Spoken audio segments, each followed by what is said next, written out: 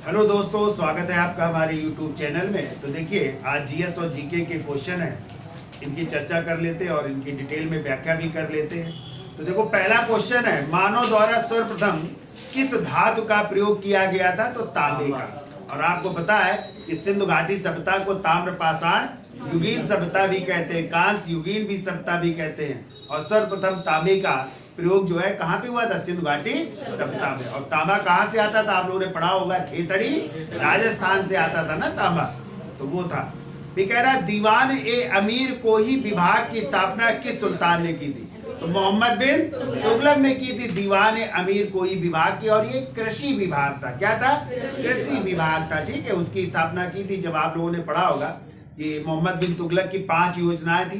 पहली थी दोआब में कर वृद्धि, दूसरी थी सांकेतिक मुद्रा का प्रचलन, तीसरी थी राजधानी परिवर्तन, चौथी थी खुरासान अभियान और 5वीं थी कराची अभियान। लेकिन ये योजना उसकी क्या रही थी? सब असफल रही थी। इसीलिए एल्फिंस्टन महोदय उन्होंने पागल बादशाह कहा है, ठीक है, कि पागलपन का कुछ अंश था। जबकि आपको पता है कि दिल्ली सल्तनत का सबसे पढ़ा लिखा, कई भाषाओं का ज्ञाता, ठीक है, वही था मोहम्मद बिन तुगलक था। आगे कह रहा है, किस शासक की मंत्रि परिषद को अष्टप्रधान की संज्ञा दी गई थी? तो अष्टप्रधान किसकी मंत्रि परिषद? शिवाजी की मंत्रि परिषद थी, जिसमें 8 जो है उसके मंत्री थे, ठीक है। और जब आ जाए अष्ट दिग्गज कृष्णदेव राय के 8 तेलुगु कवि वहां पे हो जाएंगे, ठीक है।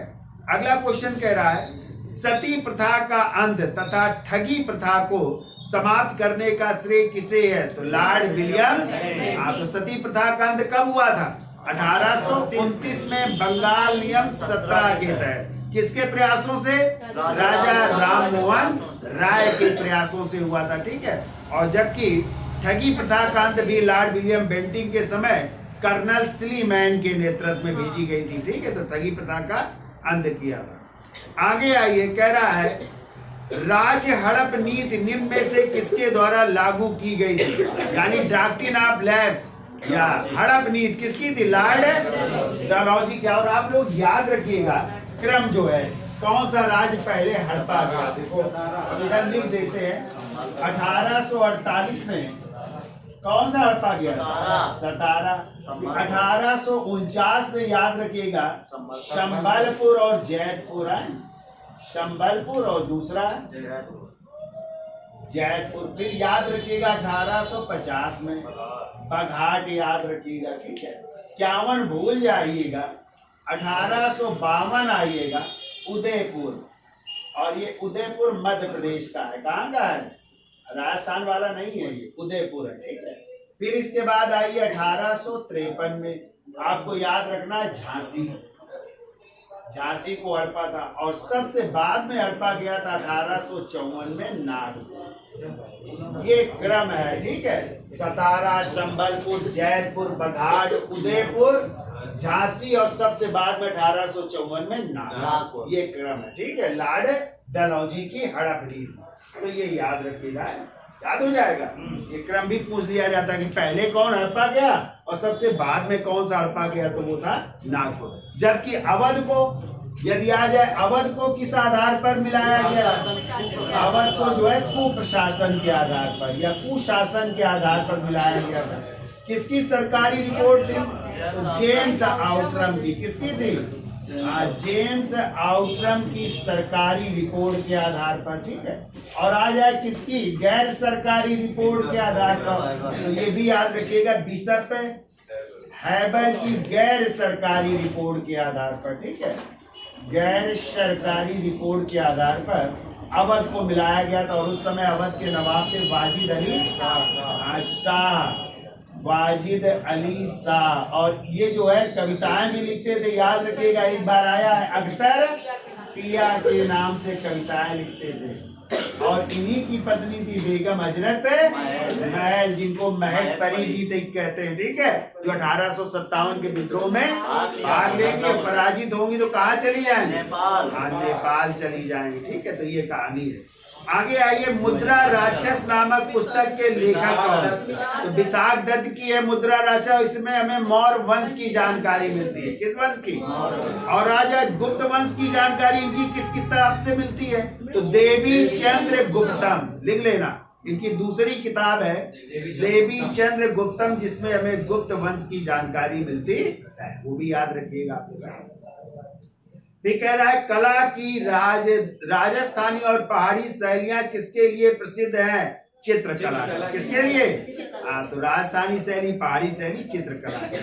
आगे अगला क्वेश्चन है, कह रहा है यामिनी कृष्ण मूर्ति किस नृत्य शैली के लिए विख्यात है? तो भरतनाट्यम से विख्यात है और इनका जन्म हुआ था, लिख लेना, 20 दिसंबर 1940 को। किसका? यामिनी कृष्ण मूर्ति का, मदनपल्ली आंध्र प्रदेश में, यानी आंध्र प्रदेश में इनका जन्म हुआ था 20 दिसंबर 1940 को। और ध्यान रखिएगा 1968 में इनको पद्मश्री, आजकल पूछ लेते हैं कब इनको पद्मश्री मिला, 1968 में पद्मश्री मिला।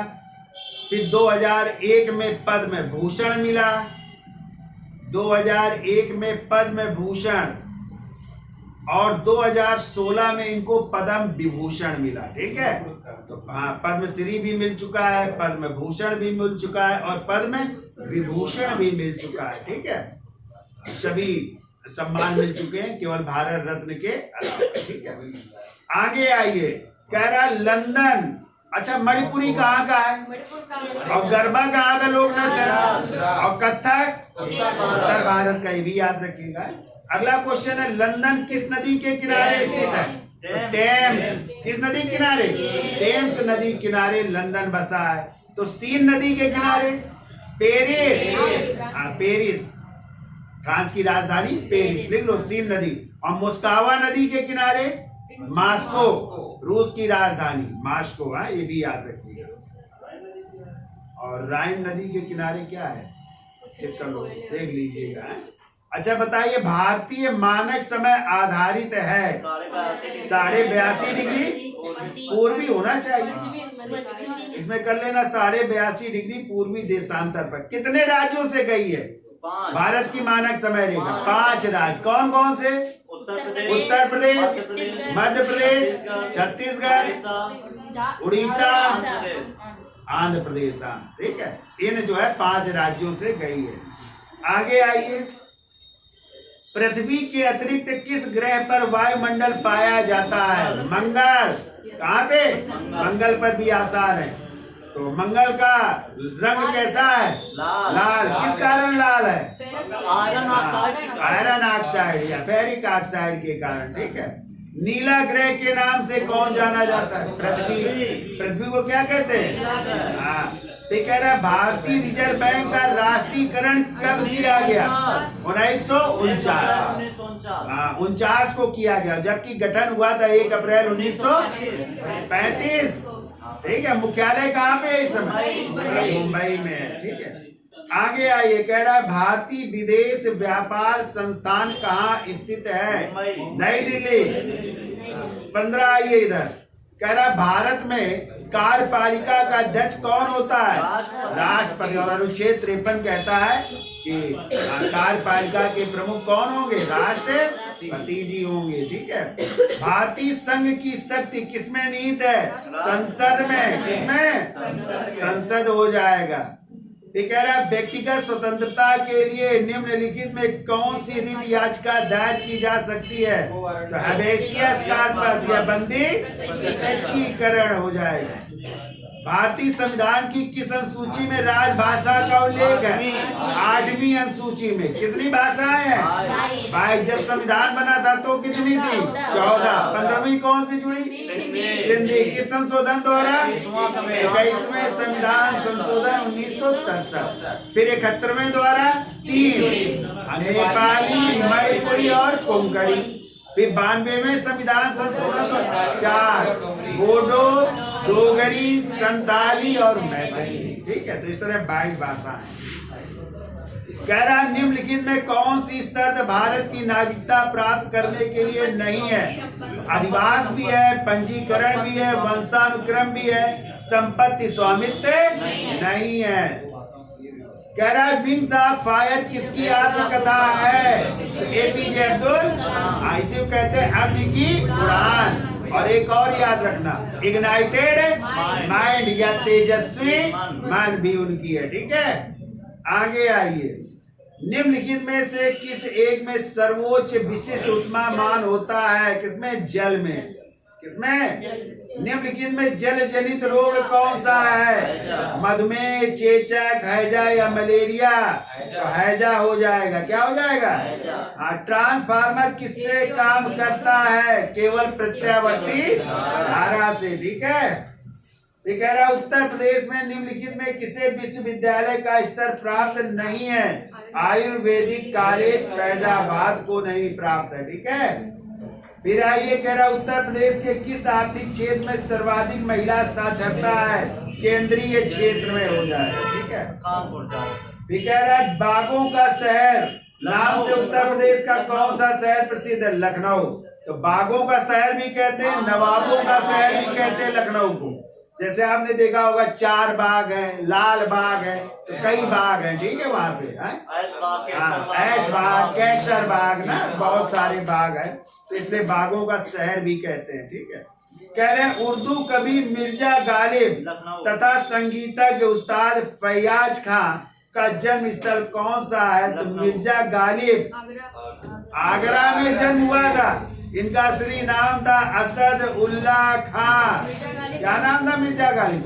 और ये थे जब 1857 का विद्रोह हुआ था तो बहादुर शाह जफर के दरबार में थे। उन्होंने वर्णन भी किया है। ठीक है, कि मेरे सामने खून का विशाल समुद्र है, अल्लाह ही जानता है मुझे अभी क्या क्या देखना है। ये तो इनका असली नाम था असदुल्ला। और संगीतज्ञ उस्ताद फैयाज खां का भी है, आगरा ही है। कह रहा उत्तर प्रदेश के किस आर्थिक क्षेत्र में सर्वाधिक जनसंख्या निवास करती है? पूर्वी क्षेत्र हो जाएगा। ठीक है, कह रहा उत्तर प्रदेश में द्विसदनीय व्यवस्थापिका है जिसमें एक विधानसभा है। बताइए दूसरी निम्नलिखित में कौन सी है? विधान परिषद। क्या हो जाएगी? हाँ, विधान परिषद। और विधान परिषद कितने राज्यों में? 6। तो एक ट्रिक याद रखना, कम्बोट। क्या याद रखोगे? ये भी याद रखना, कई बार हमने बताया, याद रखिए। कैसे? कर्नाटक। कैसे? आंध्र प्रदेश।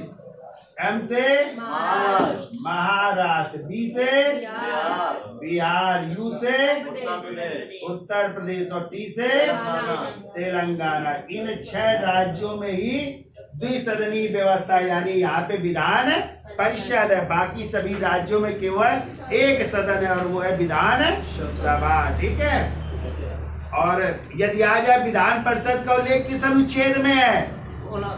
169। किसमें है? और 168 में है विधान मंडल, और विधानसभा 170 में है। ठीक है, याद रखिएगा। कह रहा है खाद्य श्रृंखला से अभिप्राय है इनमें से किसके द्वारा ऊर्जा अंतरण होती है? तो एक जीव से दूसरे जीव की ओर जो है ऊर्जा का स्थानांतरण होता रहता है। ठीक है, ऊर्जा के किस रूप से प्रदूषण की समस्या नहीं होती? सौर ऊर्जा। बाढ़ को रोका जा सकता है कैसे? नदियों पर बांध बनाकर व वृक्षारोपण करके। वह कौन सा संविधान संशोधन है जिसके अनुसार जीएसटी पारित किया गया? तो 101वां संविधान संशोधन 2016 में आया था। ठीक है, तो जीएसटी कब लागू हुआ भारत में? 1 जुलाई 2017 से। भी याद रखिएगा, गुड एंड सर्विस टैक्स, वस्तु एवं सेवा कर कहते हैं इसी को है। कह रहा है निम्नलिखित में किस कंपनी ने 2040 तक कार्बन न्यूट्रल होने की घोषणा की है? महिंद्रा एंड महिंद्रा कंपनी ने। ठीक है, कह रहा है सोशल नेटवर्किंग वेबसाइट फेसबुक के संस्थापक का नाम क्या है? तो मार्क जुकरबर्ग हो जाएंगे भैया। कह रहा है केंद्रीय चावल अनुसंधान संस्थान कहाँ स्थित है? कटक, उड़ीसा। और आ जाए अंतरराष्ट्रीय, तो मनीला फिलीपींस में अंतरराष्ट्रीय चावल अनुसंधान संस्थान। ठीक है, बैरोमीटर की खोज किसने की थी? नहीं भाई, ई टॉर्शेली ने की थी। राइट ब्रदर्स तो उससे हवाई जहाज से। ठीक है, और बैरोमीटर का अचानक गिरना किसका संकेत है? अचानक आंधी तूफान का। और धीरे धीरे बारिश का नीचे आएगा ना। हाँ। और ऊपर का उठना मौसम साफ होगा। चलिए आगे आइए। वर्ष 2018 का अर्थशास्त्र का नोबेल पुरस्कार किन्हें प्रदान किया गया था? तो विलियम नोर्दहास व पाल रोमर हो जाएंगे। ठीक है। कौन भारत का पहला वायसराय था? Lord Canning. 1858 के भारत शासन अधिनियम के तहत लॉर्ड कैनिंग को बनाया गया था। ठीक है। कह रहा यूनानियों को भारत से बाहर किसने निकाला था? चंद्रगुप्त। सेल्यूकस को पराजित किया था ना। विवाह भी किया था उनकी बेटी से। सुल्तान रजिया बेगम किसकी बेटी थी? इल्तुतमिश की। तो भारत की पहली महिला शासिका होने का गौरव किसे प्राप्त है? रजिया सुल्तान को 1236 से 40 तक। और रजिया की हत्या हो गई थी ना। कहते हैं जब वो विश्राम कर रहे थे या आराम कर रहे थे, कुछ डाकुओं ने हरियाणा के कैथल नामक स्थान पर 1240 में हत्या कर दी थी। ठीक है। तो इल्तुतमिश की बेटी थी रजिया बाई। कह रहा निम्न में से किसने गदर पार्टी की स्थापना की थी? तो लाला हरदयाल और सोहन सिंह। कहाँ पे की थी? सैन फ्रांसिस्को अमेरिका में 1913 में। कब की थी? 1913 में। ठीक है। कह रहा है महात्मा गांधी ने सन 1930 में सविनय अवज्ञा आंदोलन कहाँ से आरंभ किया था? तो 12 मार्च 1930 को साबरमती आश्रम से शुरू किया था। 24 दिन की यात्रा थी। 5 अप्रैल को पहुंच गए थे नवसारी जिला डांडी। तो एक बार आया है, डांडी कहाँ पड़ता है? तो नवसारी जिला गुजरात में। और 6 अप्रैल को मुट्ठी भर नमक लेकर के नमक कानून को तोड़ा और वहीं से सविनय अवज्ञा आंदोलन। तो बताइए इस समय गांधी जी के साथ कौन एक अमेरिकी पत्रकार? Web Miller. कौन थे? हाँ। और जब भारत छोड़ो आंदोलन आ जाए उस समय थे लुई फिशर। दोनों याद रखिएगा, दोनों अमेरिकी पत्रकार हैं। ठीक है। कह रहा सिंधु घाटी सभ्यता का बंदरगाह वाला नगर कौन सा था? लोथल। कैसा था? बंदरगाह या गोदीवाड़ा या डाकयार्ड था। ठीक है। फिर कह रहा सितार एवं तबला का आविष्कारक किसे माना जाता है? तो अमीर। तो प्राचीन वीणा और ईरानी तंबूरे से उन्होंने सितार बनाया। ठीक है। और जो प्राचीन मृदंग था उसे तबले का रूप दिया। तो वो थे अमीर खुसरो। भारतीय क्षेत्र में स्थित 2 ज्वालामुखी द्वीप कौन है? तो बैरन एवं नारकोंडम। ये 2 ज्वालामुखी है अंडमान निकोबार में। कह रहा कर्क रेखा निम्नलिखित में से किस राज्य से होकर नहीं गुजरती है? उड़ीसा कह रहा है, त्रिपुरा कह रहा है, झारखंड कह रहा है, मिजोरम कह रहा है। कहाँ से? उड़ीसा से नहीं निकलती। कितने राज्यों से जाती? 8। 2 पूर्वोत्तर राज्य और बाकी 6 राज्य इधर बीचों बीच से गई है ना। फिर कह रहा है विश्व का सर्वाधिक ऊंचा पठार कौन सा है? तो तिब्बत का पठार, जिसे रूफ ऑफ द वर्ल्ड कहते हैं, संसार की छत कहते हैं। चंद्र ग्रहण का कारण क्या है? चंद्रमा एवं पृथ्वी के बीच सूर्य का आना। चंद्रमा एवं सूर्य एवं पृथ्वी के बीच चंद्रमा का आना।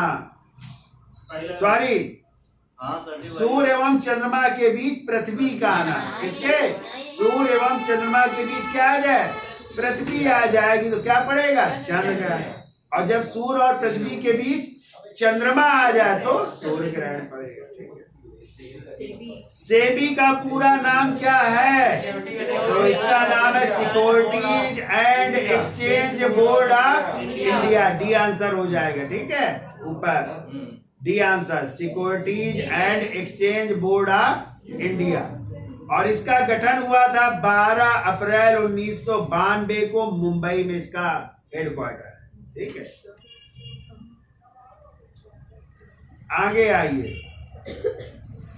कह रहा भारत में पूंजी प्रधान उद्योग का सर्वोत्तम उदाहरण कौन सा? इस्पात उद्योग। नीति आयोग का पदेन अध्यक्ष कौन होता है? प्रधानमंत्री। कब हुआ था नीति आयोग का गठन? 1 जनवरी 2000।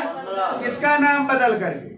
योजना आयोग का नाम योजना आयोग का गठन कब हुआ था? 15 मार्च 1950 50 को। ठीक है। नीति का फुल नेम क्या है? National institution for transforming India, राष्ट्रीय भारत परिवर्तन संस्थान। आगे आइए, भारतीय संविधान में मूल कर्तव्यों का वर्णन किस अनुच्छेद में? तो 51 के कहा में मूल कर्तव्य है? किस संशोधन द्वारा जोड़े गए? 22वें संविधान संशोधन 1976 द्वारा। किस समिति की सिफारिश? सरदार स्वर्ण सिंह। पहले कितने थे मूल कर्तव्य? अब 11वां किसके द्वारा जोड़ा गया? 86वां संविधान संशोधन 2002। कह रहा मूल अधिकारों से संबंधित मामला निम्नलिखित में से कौन सा है? तो गोलकनाथ बनाम पंजाब राज्य 1967 का मामला। ठीक है। आगे आइए, कह रहा मुख्यमंत्री की नियुक्ति कौन करता है? राज्यपाल। कौन करेगा? कहा गया भारतीय संविधान के किस अनुच्छेद में यह अंकित है कि भारत अर्थात इंडिया राज्यों का एक संघ होगा? अनुच्छेद 1 कहता है India that is Bharat shall be union of state, यानी इंडिया ही भारत है और ये राज्यों का क्या है? संघ है। क्लियर?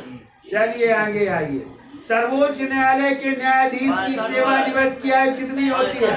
65 वर्ष। कितनी होती है? और कितने इस समय न्यायाधीश हैं? 34। एक मुख्य न्यायाधीश और 33 अन्य न्यायाधीश। तो कौन है मुख्य न्यायाधीश भैया?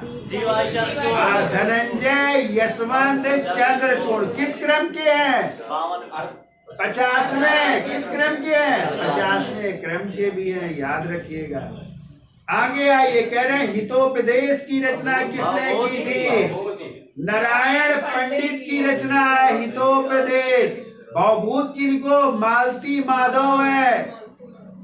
ठीक है। उत्तर रामचरित है, महावीर चरित है, ये भवभूत की रचना है। ठीक है। और विष्णु शर्मा की पंचतंत्र है, पंचतंत्र की कहानियां, जिसका अरबी भाषा में अनुवाद कालीला व दिवना के नाम से हुआ था।